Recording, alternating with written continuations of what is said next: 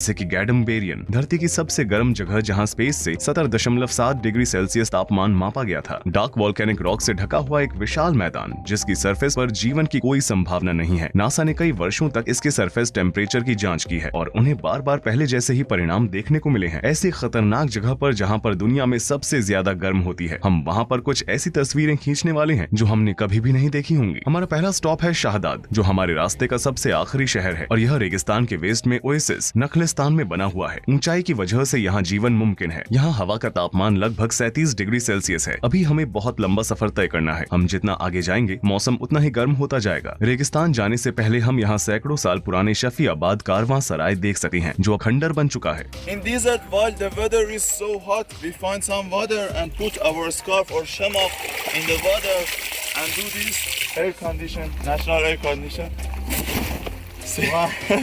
Then put it on our